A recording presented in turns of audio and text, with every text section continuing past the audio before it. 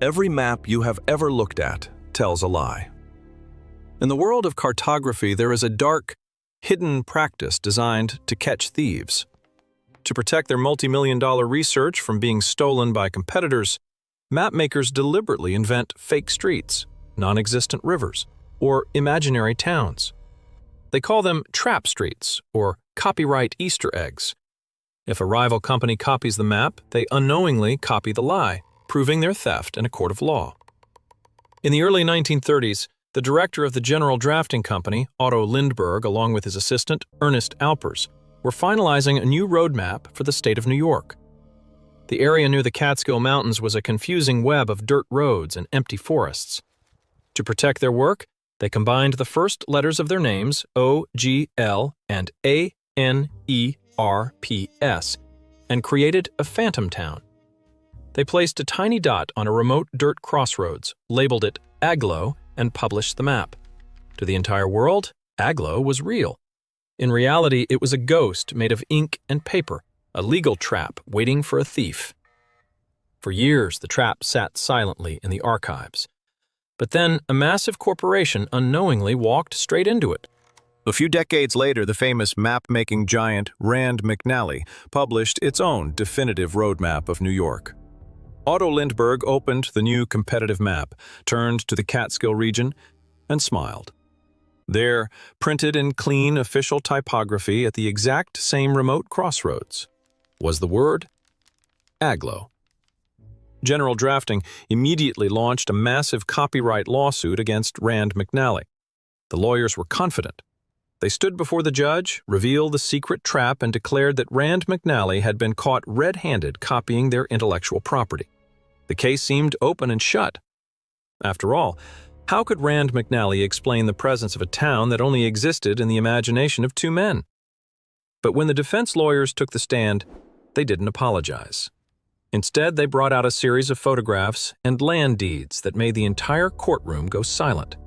Rand McNally's researchers hadn't just copied the map. They had actually sent an agent to that remote crossroads in the mountains. And when that agent arrived at the empty, desolate intersection where the phantom town was supposed to be, he didn't find an empty forest. He found a real, operational building. A general store made of wood and stone, with a large, painted sign hanging over the porch. The sign read, Agloe General Store. The courtroom was stunned. A town that was completely made up to protect a copyright had somehow materialized into the physical world. The fiction had become a reality. To understand how this reality-bending anomaly occurred, we have to look at the power of human belief. In the 1950s, a local entrepreneur decided to build a general store at that specific intersection.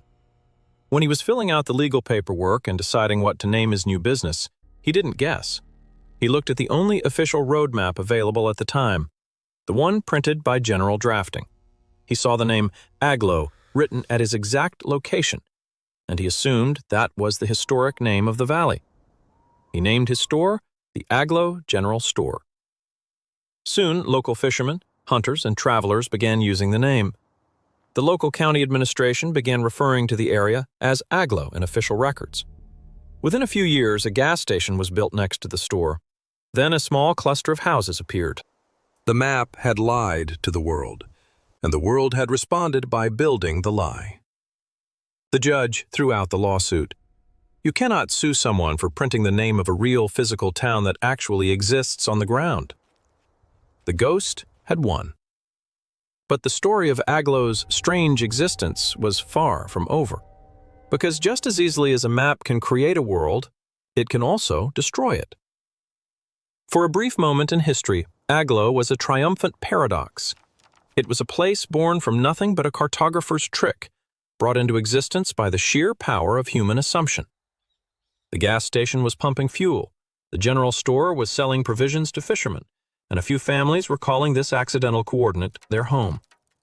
But the modern world moves fast, and the life of a phantom town is incredibly fragile. As the decades passed, the economics of the region began to change. Major highways were built nearby, redirecting the flow of travelers away from the old dirt crossroads. The hunters and fishermen found new routes, and the steady stream of customers slowly dried up. By the late 1970s, the Agloe General Store was forced to close its doors for good. The gas station was abandoned, its pumps left to rust under the heavy autumn leaves of the Catskill Mountains. Eventually, the buildings were torn down, the houses disappeared, and the forest began to reclaim the land. The physical reality of Agloe had faded back into the empty dirt intersection it had always been. But the true death of Agloe didn't happen on the ground. It happened back on the digital screens of a new generation of mapmakers. In the early 1990s, the United States Geological Survey began digitized mapping projects, utilizing advanced satellite photography and geographic databases. When their systems scanned the Catskill region, they didn't find a town. They found nothing but trees and an empty road. One by one, the major map corporations began removing Agloe from their publications. Even Google Maps, which had inherited the name in its early database, officially deleted the coordinate in the 2000s. The illusion was finally broken. The lie was exposed, and the town was wiped from existence with a single keystroke.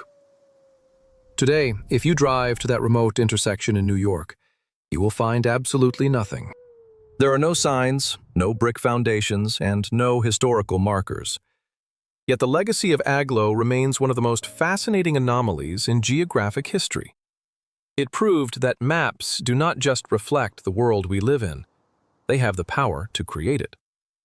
For 40 years, a fictional word on a piece of paper forced people to build a reality out of nothing. It stands as a haunting reminder of how easily the line between truth and fiction can blur, and how a ghost, if believed in long enough, can become real.